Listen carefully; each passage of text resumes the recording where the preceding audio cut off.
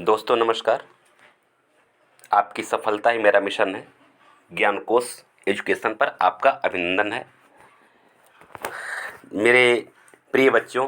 और अगर शिक्षक बंधु भी इस वीडियो को देख रहे हैं तो आप सबको, पहले शिक्षक बंधु को मैं सतत नमन करता हूं कि आप इस लायक समझे कि इस वीडियो को देख रहे हैं।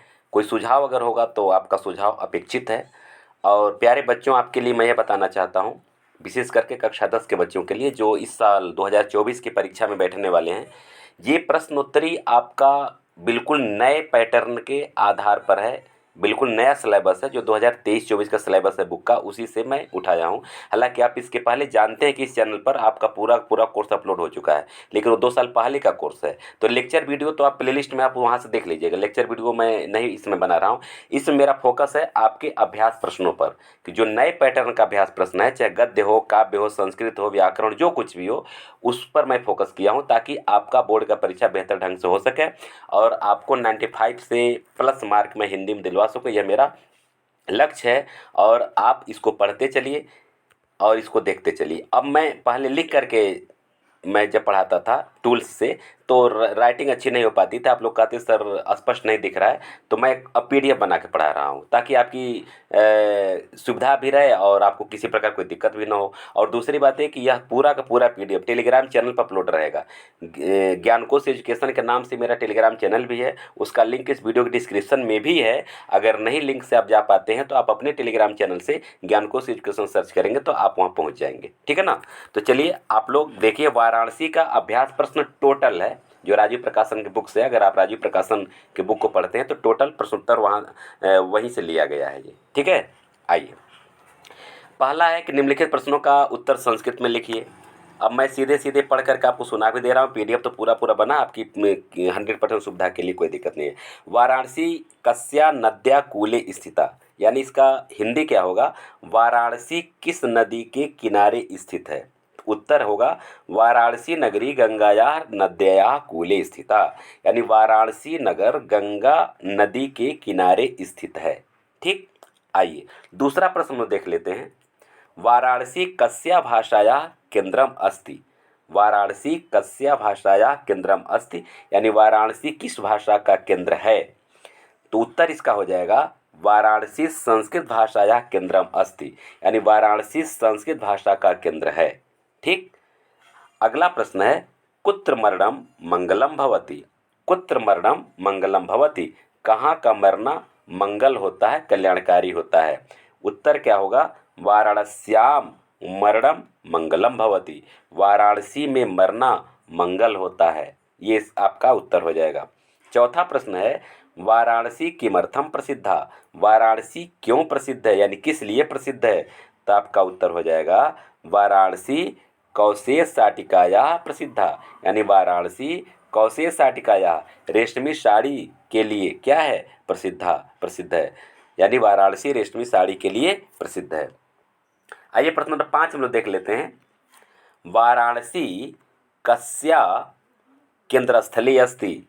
वाराणसी कस्या केंद्रस्थली अस्ति, वाराणसी किसका केंद्र स्थल है या केंद्रस्थली है। उत्तर आपका हो जाएगा वाराणसी भारतीय संस्कृतेः संस्कृत भाषायाश्च केंद्रस्थली अस्ति, यानी वाराणसी भारतीय संस्कृत और संस्कृत भाषा का, मान भारतीय संस्कृति यानी कल्चर और संस्कृत भाषा का केंद्र स्थल है। ठीक, छठवां प्रश्न है वैदेशिका किमर्थम वाराणसीम आगच्छन्ति। वैदेशिका किमर्थम वाराणसीम आगच्छन्ति, विदेशी किस लिए वाराणसी आते हैं। आपका उत्तर हो जाएगा वैदेशिका गीर्वाणवाड्याः अध्ययनाय वाराणसीम आगच्छन्ति, यानी विदेशी गीर्वाणवाड्याः माने संस्कृत वाणी का, संस्कृत भाषा का अध्ययनाय अध्ययन करने के लिए वाराणसीम आगच्छन्ति, वाराणसी आते हैं। ठीक है, आइए प्रश्न नंबर 7 हम लोग देखते हैं क्या कह रहा है। प्रश्न नंबर 7 देखिए, वाराणस्याम कति विश्वविद्यालयाः सन्ति। वाराणसी में कितने विश्वविद्यालय हैं। उत्तर वाराणस्याः 3 विश्वविद्यालय सन्ति, वाराणसी में 3 विश्वविद्यालय हैं।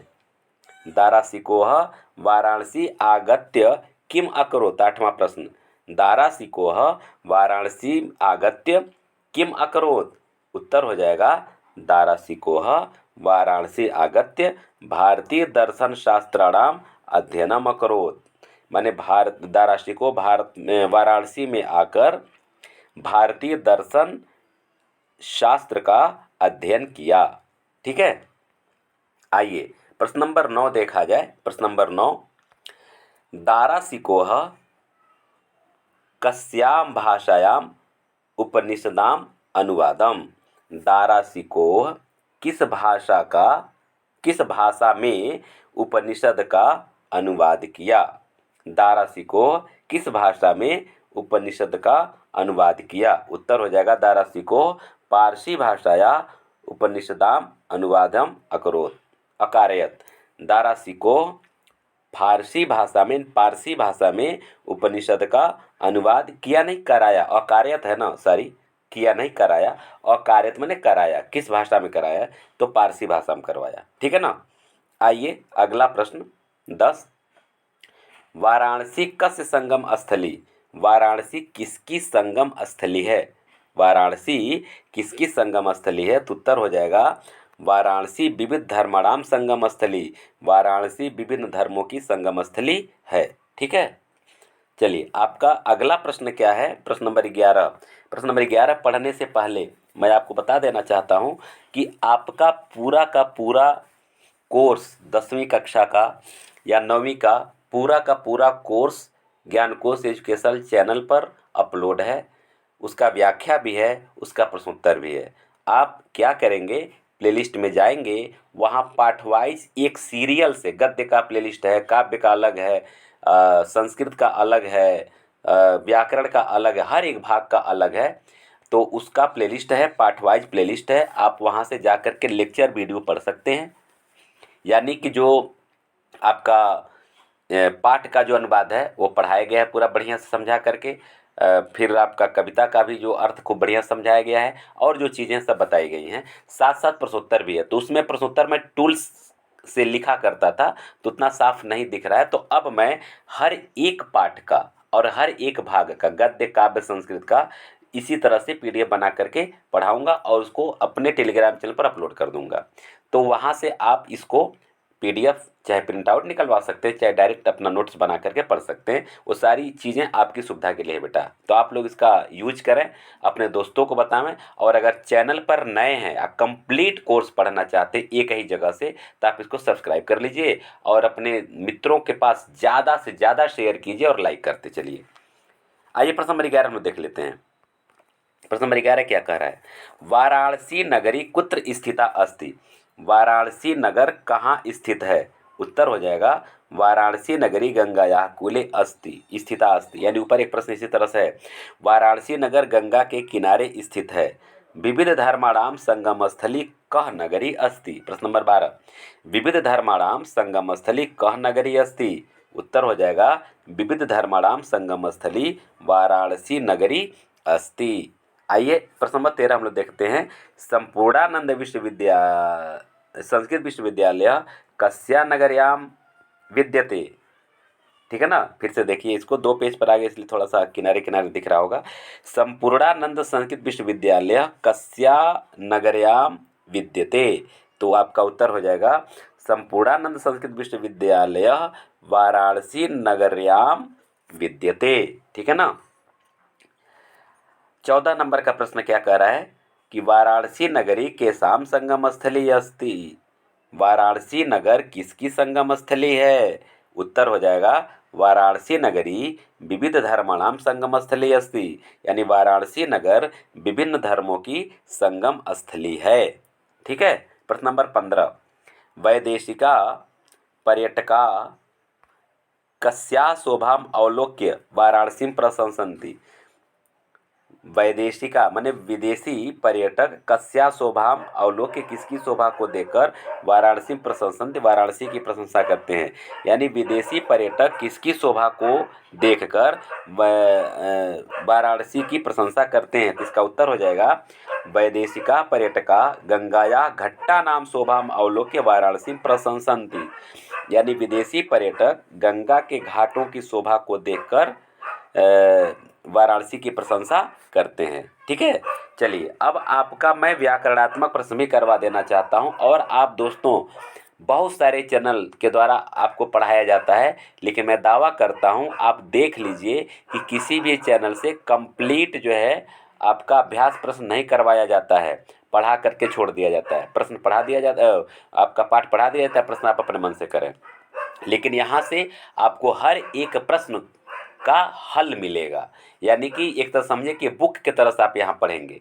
जो जिस तरह से कोई हल किया हुआ बुक है, कोई भी किताब है, उस तरह से आप यहाँ पढ़ेंगे। चलिए, ये इसमें कारण से विभक्ति आपको बताना है।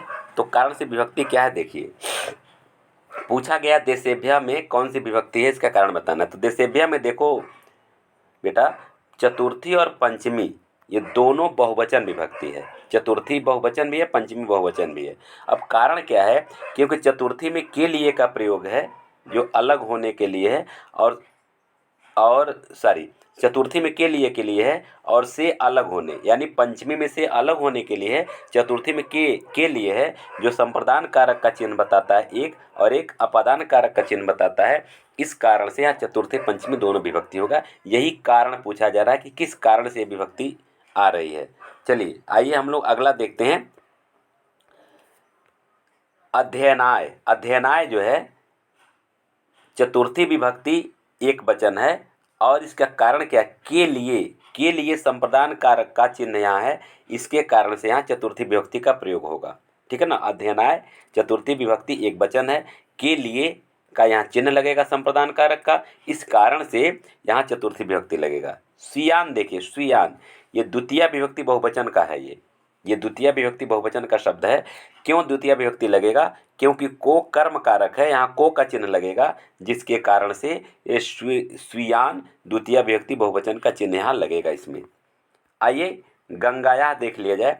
गंगायाह में कौन सी विभक्ति है, तो गंगायाह में षष्ठी विभक्ति एक वचन है। क्या है, षष्ठी विभक्ति एक वचन है। और क्यों षष्ठी विभक्ति लगेगा, क्योंकि के का चिन्ह लगा हुआ है जो संबंध कारक का चिन्ह है, इसलिए संबंध कारक के चिन्ह होने के कारण आपका षष्ठी विभक्ति होगा, यहाँ उसका षष्ठी विभक्ति यहाँ लगेगा। कूले, कूले सप्तमी विभक्ति एक वचन यहाँ है, इसकी विभक्ति है, सप्तमी विभक्ति एक वचन की विभक्ति है। क्यों है यह विभक्ति है, क्योंकि पर अधिकरण कारक है, और अधिकरण कारक के लिए सप्तमी विभक्ति का ही प्रयोग किया जाता है, इसलिए यहाँ सप्तमी विभक्ति एक वचन का प्रयोग किया गया है। आइए प्रश्न नंबर 2 हम लोग देख लेते हैं। संधि विच्छेद करना है और यहाँ संधि का नाम है। पूछा है अत्रागत्य में का संधि विच्छेद क्या होगा, तो इसका संधि विच्छेद होगा अत्र धन आगत्य। नियम की बात जहाँ तक है, संधि का नियम पूछा जा रहा है, तो अ और आ मिला करके आ होता है, और ये दीर्घ स्वर संधि का नियम है। क्योंकि अत्र में अ है, आगत्य में आ है, ये दोनों मिलकर के आ हो जाता है, यहाँ अत्रा हो जाता है, इस कारण से यहाँ दीर्घ स्वर संधि होगा। दूसरा वलयाकृति में देखा जाए, वलयाकृति का संधि विच्छेद क्या होगा, वलय धन आकृति होगा, इसका भी नियम सेम रहेगा। अ और आ मिला करके यहाँ आ होगा, यही वलया हो रहा है, और यह भी दीर्घ स्वर संधि का ही उदाहरण है। ठीक है ना, या उसी का नियम है। वागधारा, वागधारा में क्या है, वाक धन धारा है। वागधारा में क्या है, वाक धन धारा, जो क और ध एक नियम है कि क के बाद अगर तीसरा और चौथा वर्ड आता है तो उसका तीसरा वर्ड हो जाता है, यह नियम है व्यंजन संधि का। तो व्यंजन संधि के अंतर्गत है ये, तो क और ध मिला करके यहाँ ग हो जाता है, वही ग जब यहाँ होगा तो ये व्यंजन के साथ होगा, उसमें स्वर नहीं लगा रहेगा। आइए प्रश्न नंबर 3 हम लोग देख लेते हैं। निम्नलिखित शब्दों में समास विग्रह करके और समास का नाम आपको बताना है। ठीक है ना, तो एक शब्द है आपका गिरवाड़ वाड़या, इसका समास विग्रह क्या हो जाएगा, गिरवाड़स्य वाड़या, और ये तत्पुरुष समास होगा। क्यों, क्योंकि इसमें जो है कि के की मतलब जो गिरवाड़स माने गिरवाड़ माने देवता भी होता है, तो देवताओं की वाड़या माने वाणी, देवताओं की वाणी होगा। तो यहाँ आपका विभक्तियों का लोप हो रहा है, और आप जानते हैं कि तत्पुरुष समास में विभक्ति का लोप होता है, द्वितीय से सप्तमी विभक्ति का लोप होता है, यानी कारक चिन्हों का लोप होता है, इस कारण से यहाँ तत्पुरुष समास होगा। मैं आपको पूरा डिटेल समझा दे रहा हूँ ताकि कोई आपको दिक्कत न हो। ज्ञान विज्ञान विषयाणाम, इसका जो है आपका समास विग्रह जो होगा, ज्ञानस्य विज्ञानस्य विषयाणाम, तत्पुरुष समास यहाँ भी होगा, क्योंकि ज्ञानस्य भी और विज्ञानस्य भी यह भी संबंध कारक बता रहा है। ठीक है ना, चलिए आइए हम लोग तीसरा देख लेते हैं। विमल सलिल तरंगाया। विमल सलिल तरंगाया का जो आपका समास विग्रह होगा विमल सलिल तरंगाया होगा, और यह भी सेम वही होगा, तत्पुरुष समास ही हो जाएगा। चौथा क्या है, कौशेय साटिका। कौशेयस्य साटिका माने रेशम की साड़ी। इसमें भी यहाँ विभक्ति आपका मिल रहा है, तत्पुरुष समास का, यानी विभक्तियों का लोप है, तो इसलिए यहाँ तत्पुरुष समास लगेगा। तो इस तरह से आपका पहला प्रश्न, अभ्यास प्रश्न कंप्लीट हुआ। इसी तरह से दूसरा, तीसरा, चौथा हर एक प्रश्न आपको यहाँ से हम कंप्लीट कराएंगे, पीडीएफ के साथ कंप्लीट कराएंगे, ताकि आपको समस्या नहीं रहेगी कि सर अब जो लिखा हुआ है स्पष्ट नहीं दिखता है, क्योंकि टूल से लिखने पे थोड़ा सा उतना बढ़िया बन नहीं पाता है, क्योंकि यहाँ कोई बोर्ड नहीं है, तो इसलिए थोड़ा सा स्क्रीन छोटा होने के नाते ऐसा दिक्कत हुआ था पहले वाले वीडियो में। तो अब ऐसा नहीं होगा, मैं पीडीएफ बना करके आपको करूँगा, ठीक है बेटा। तो चलिए आप लोग स्वस्थ रहिए, मस्त रहिए, और जो मेरे अध्यापक साथी जुड़े हुए हैं उनको एक बार फिर शत शत नमन, और फिर हम लोग मिलते हैं अगले वीडियो में। आप सबको बहुत बहुत धन्यवाद।